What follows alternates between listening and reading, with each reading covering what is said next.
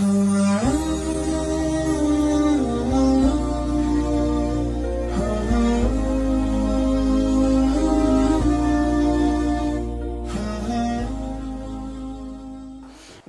cara mandi junub yang baik Pak Ustadz? Mudah-mudahan ini anak SMP.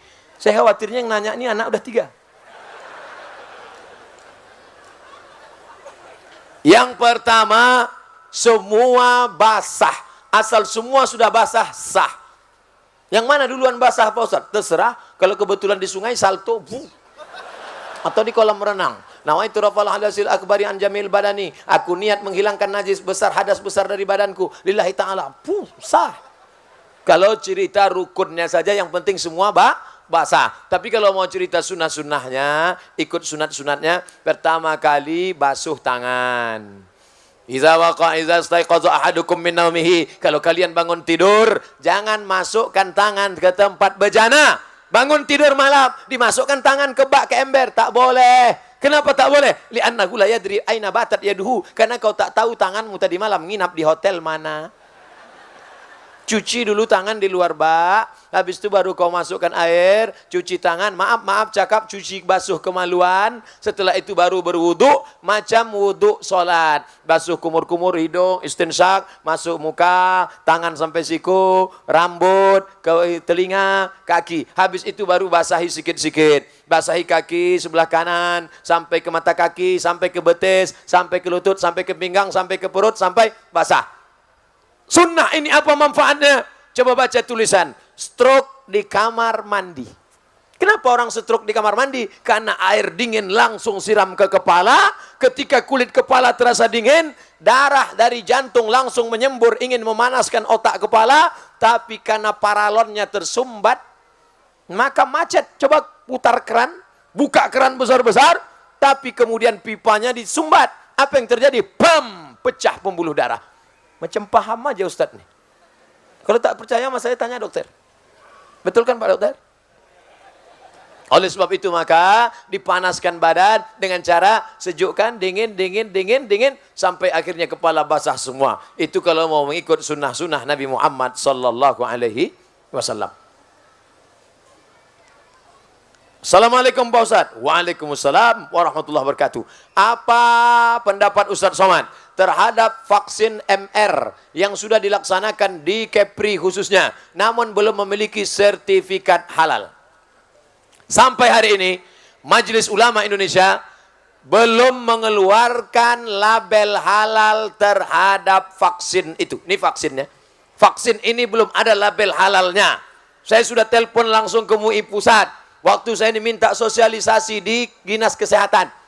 Saya diminta Dinas Kesehatan sosialisasi vaksin bayi dengan vaksin cacar, campak, rubella dengan vaksin berangkat haji. Lalu saya takut salah, saya telepon pusat. Ada tak label halal? Belum ada halal dari pusat. Lalu kenapa masyarakat boleh memakainya? Yang ada fatwa darurat. Kalau darurat pilih 2. Mati atau makan babi? Pilih mana? Mati atau makan babi? Nah, banyak yang mau makan babi kan? Tak boleh kita pilih mati. Masuk ke hutan. Sampai di hutan pilihannya cuma 2. Mati atau makan babi. Tiba-tiba kawan, kau pilih mana? Aku mati aja lah. Tak boleh. Ambil babi, colek-colek pakai kecap. Sementara datang pisang. Tapi kalau pisang sudah datang, tinggalkan babi, makan pisang. Nanti kalau datang vaksin yang halal, tinggalkan yang ini, beralihlah ke yang halal. Kalau mudaratnya tingkat tinggi. Tanya dokter kita. Bapak-bapak dokter yang ngaji-ngaji yang amanah. Tanya, Pak dokter, bahaya tak kalau ini tak kupakai? Kata dokter yang amanah tadi, kalau tak kau pakai nanti kau mati. Bolehlah, karena darurat. Tapi kalau kata dia, tak apa-apa. Ustadz Somad waktu kecil dulu, saya tanya mak saya. Mak, aku dulu waktu kecil pernah tak disuntik? Kau dari kecil sampai sekarang tak pernah vaksin-vaksin. Karena kita orang kampung. Asal datang dokter puskesmas mau menyuntik, kularikan kau ke hutan. Sampai sekarang hidup, tak mati-mati. Oleh sebab itu maka, coba tanya dokter yang amanah, apakah kata dia bahaya atau tidak? Kalau kata dia, tak ada tuh Pak, tak bahaya, usah suntik. Tapi kalau kita bahaya, suntik. Cuman yang jadi masalah, udah disuntik, baru nanya saya. Apa boleh buat? Kalau andai pun babi, banyak-banyak istighfar. Astaghfirullah. Rabbal baraya khataya. Astaghfirullah minal khataya. Mudah-mudahan babi-babi tadi tak bereaksi di dalam. Ustaz Abdul Somad, semoga sehat selalu. Amin. Dalam limpahan curahan rahmat Allah SWT. Bagaimana hukum uang pensiunan? Halal. Karena sebetulnya dia bekerja, gajinya itu yang diputar ke depan. Maka pensiunan itu untuk menjaga dia. Supaya anak keluarganya kalau dia sudah mati meninggal dunia. Tetap bisa makan andai tak dapat kerja. Itu penghormatan negara untuk dia. Halalan thayyibah. Siapa saja mahram anak di luar nikah Pak Ustadz? Anak ibu hamil 3 bulan 4 bulan dinikahkan dia dengan laki-laki, nikahnya sah. Makanya Pak Kua tak pernah bertanya, kau mau nikah? Iya. Perutmu berapa bulan isinya? Tak pernah tanya. Nikah perempuan yang dalam keadaan hamil sah.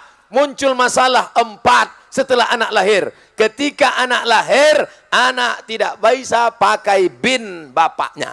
Lalu pakai bin siapa? Terserah, bin kardus, bin botol, bin tiang, bin batang. 2, kalau anak itu lahir laki-laki, setelah itu lahir adiknya perempuan. Ini si abang anak pertama laki-laki, tak bisa jadi wali bagi adik-adiknya. Karena dia bukan saudara seayah, dia saudara seemak tak bisa jadi wali. 3, kalau nanti bapak mati meninggal dunia, si anak tak bisa dapat harta warisan. Kenapa? Karena tak ada hubungan nasab antara mereka. 4, kalau kebetulan anak ini lahir perempuan, dipinang orang, mau nikah, si bapak tak bisa jadi walinya. Walinya siapa? Walinya wali hakim Pak Kua. Sampaikan ke Pak Kua. Pak Kua, ada masalah yang mau bicarakan ke Pak Kua. Bisa bicara 4 mata Pak Kua. Kata Pak Kua, jangankan 4, 3 pun bisa apa? Aku dulu begini-begini Pak Kua. Udah lama aku tahu, kata Pak Kua. Jangan menikahkan anak hasil zina. Ini anak saya Pak Ustadz. Ini anak saya, DNA-nya sama, rambutnya sama. Kami sudah cek di rumah sakit di Singapura, sama anak saya. Ini DNA-nya. DNA tak laku mas bro. Salah saya apa? Kau mencoblos sebelum hari H.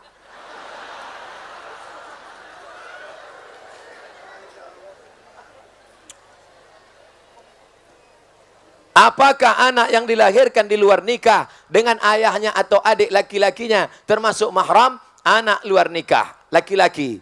Lalu kemudian dengan adik-adiknya itu, saudara seibu tetap mahram. Maka dia mahram dengan saudara-saudaranya karena dia dianggap saudara seibu. Dengan ayahnya itu bukan ayah kandungnya. Lalu apa? Tapi dia tetap tidak boleh karena sudah menikah dengan ibunya. Dianggap semacam ayah tirinya. Dia tak ada hubungan nasab. Tapi karena menikah dengan emaknya, maka dia punya hubungan disebabkan oleh pernikahan. Bukan oleh hubungan darah.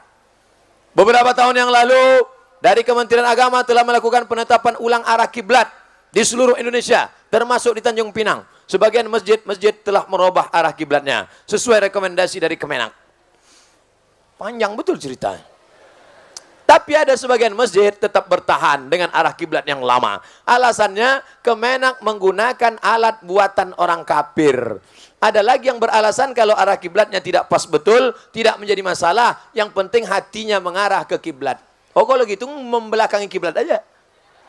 Mana kiblat? Belakang. Kau kenal nggak ada urusan? Hati. Yang penting kan hatinya. Sama macam orang-orang yang bilang, kau kenapa tak berjilbab? Yang penting hatinya berjilbab. Nanti datang orang gila tak bercelana. Kau kenapa telanjang? Yang penting hatinya pakai baju. Otak. Ini pakai otak apa otak-otak? Tidak boleh ikut itu. Karena alatnya orang kafir. Mikrofon ini siapa yang buat nih? Mikrofon yang buat orang kafir. Itu maka tulisannya on off. Seandainya orang Islam pasti tulisannya al-hayah wal maut. Ini lampu. Ini lampu ini yang buat orang kafir. Ini lampu, ini mikrofon yang buat semua. Masjid itu kubah. Kubah masjid itu dari mana? Kubah masjid itu dari Bizantium. Bizantium itu mana? Roma. Roma itu mana? Non-Muslim. Menara. Menara itu dari mana? Menara dari Mesir. Yang membuat siapa? Yang membuatnya orang Yunani. Menara diambil dari kata nar, api. Tempat api. Mana dari Islam? Islam tidak melarang menggunakan alat non-Muslim selama yang diambil maslahatnya. Tidak diambil sebagai ibadah. Kecuali yang diambil ibadahnya, ritualnya baru tak boleh. Wala ana abidu ma'abattum wala antum abiduna ma'abud lakum dinukum. Jelas? Tak juga jelas, kita ulang sekali lagi. Kami 5 bersaudara. 3 perempuan, 2 laki-laki. Iyalah, 3 tambah 2, 5. Ada peninggalan orang tua kami yang disepakati dijual seharga 1 miliar. Oh banyak tuh. 1 miliar belikan cendol, berenang kita. Belum terjual sampai sekarang. Enak tadi ceritanya di awal. Ujung-ujung tak sedap. Salah seorang ingin menjual hak warisnya kepada yang lain. Pertanyaannya, bolehkah menjual hak waris tersebut? Boleh. Jadi kalau 1 miliar dibagi berapa nih Pak Ustadz? 3 perempuan, 2 laki-laki. 2 laki-laki itu kali 2, 4. 3 perempuan, 4 tambah 3 sama dengan 7.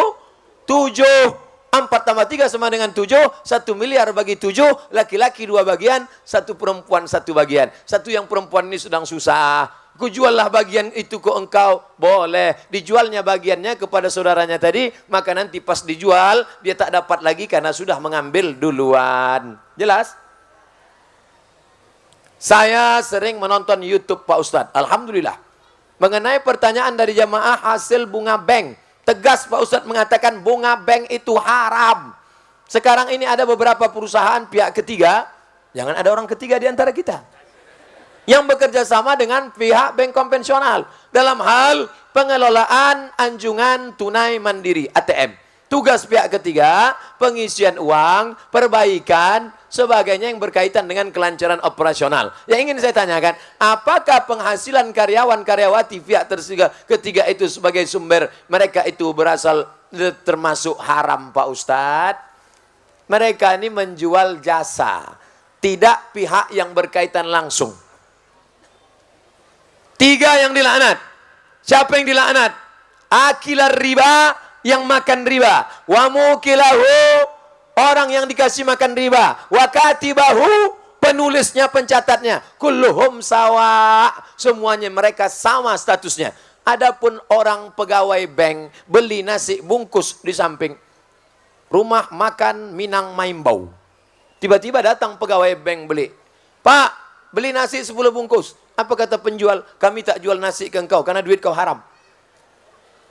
Bapak jual semen, toko bangunan, datang orang beli. Pak, saya beli semen 10 sak. Apakah Bapak tanya, duit kau dari mana? Duit halal apa duit haram? Yang penting barang yang kita jual halal. Yang penting barang yang kita jual halal. Nah, ini menjual jasa. Jasa yang dia jual halal, tidak terkait langsung. Adapun kalau dia langsung baru menjadi haram. Penulisnya, saksinya, orang yang diberi, orang yang memberi, orang yang meminjam, menerima pinjaman langsung. Adapun yang tak langsung, yang terkait dengan operasional, yang terkait dengan tak langsung, maka tidak disebut dengan memakan riba. Bapak Ibu yang dimuliakan Allah Subhanahu wa taala, mudah-mudahan takbir akbar kita malam ini berubah menjadi amal. Tak ada gunanya pengajian ramai. Nanti kalau ditanya orang, bagaimana pengajian malam tadi?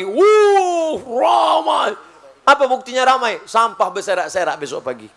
Semua sampah masukkan ke kantong. Yang membawa botol, bawa balik, letakkan di tempat sampah. Saya sendiri saya bawa. Nih, tak boleh sebar, saya bawa.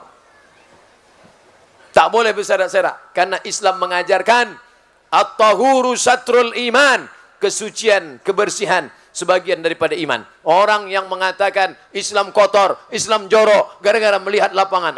Tengok tuh, gara-gara Ustaz Somad datang, berserak sampah. Maka bersih, koran-koran, kotoran, sampah, bawa semua balik. Dan yang paling penting adalah berubah kajian malam ini menjadi amal soleh. Mudah-mudahan mengalihkan tabungan ke Bank Riau Kepri Syariah, mengalihkan ke bisnis Islami, beramal karena Allah. Yang selama ini memikirkan mati. Kata dia, harta tak dibawa mati, mobil bisa dibawa mati, kau wakafkan untuk mobil ambulan. Duit bisa dibawa mati, sekolahkan anak yatim. Alhamdulillah Ustaz Somad, sebelumnya jamaah ini pelit, tapi setelah ikut pengajian Ustaz Somad, sedekahnya meningkat. Dulu sebelum pengajian 2000, setelah ikut pengajian 2500. Ala hazihin niyah wa kulli niyatin salihah, untuk niat yang baik-baik. Al-Fatihah. A'udzu billahi minasyaitonir rajim. Bismillahirrahmanirrahim. Alhamdulillahi rabbil alamin. Ar-Rahmanir Rahim. Maliki yaumiddin. Iyyaka na'budu wa iyyaka nasta'in. Ihdinas siratal mustaqim. Siratal ladzina an'amta 'alaihim ghairil maghdubi 'alaihim waladdallin. Amin. Allahumma anzilir rahmata was salamata wal barakata ala hadhil jamaah. Turunkanlah keselamatan, kerahmatan, keberkahan kepada seluruh jamaah yang hadir malam ini ya Allah.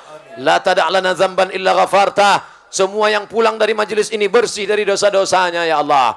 Wala dainan illa qadaita. Hutang piutangnya tolong melunasi supaya tidak terjebak dalam riba ya Allah. Wala maridan illa syafaita. Saudara kami, sahabat kami, orang tua kami yang kau uji dengan penyakit, angkat penyakitnya, sehatkan ya Allah. Wala mayyitan illa rahimta. Yang meninggal dunia, curahkan rahmat, ampunan dan kasih sayangmu pada mereka ya Allah. Wala raghiban illa anjabta. Yang ingin punya anak, berikan anak yang saleh dan salihah. Min huffazil Quran, menjadi anak-anak penghafal Al-Quran. Wala raghiban wala aziban illa zawajta. Yang lajang, yang gadis ingin menikah, temukan dengan jodoh yang soleh dan solihah. Mudahkan urusan pernikahan mereka ya Allah. Allahumma aslih syababal muslimin, anak-anak muda kaum muslimin, jaga mereka dari zina ya Allah. Jaga mereka dari perbuatan keji dan mungkar ya Allah. Allahumma dafa'anal ghala wal waba wal fahsya wal riba wal zina wal munkar. Selamatkan Kepulauan Riau, selamatkan negeri-negeri kaum muslimin dari malapetaka, bencana, riba, zina, narkoba, perbuatan keji dan mungkar. Rabbana ighfir lana dzunubana, ampunkan dosa kami, wali walidaina, kedua orang tua kami, wali masyaikhina, guru-guru kami, wali aimmatina, pemimpin-pemimpin kami yang saleh, wali man hadarana, semua yang hadir di majlis ini ya Allah. Rabbana atina fid dunya hasanah wa fil akhirati hasanah wa qina adzaban nar. Wa sallallahu ala sayyidina wa maulana Muhammad wa ala alihi wa sahbihi wa sallam. Walhamdulillahi rabbil alamin. Taqabbalallahu minkum minna wa minkum taqabbal ya karim. Terima kasih segala perhatian. Mohon maaf segala kekhilafan. Wassalamualaikum warahmatullahi wabarakatuh.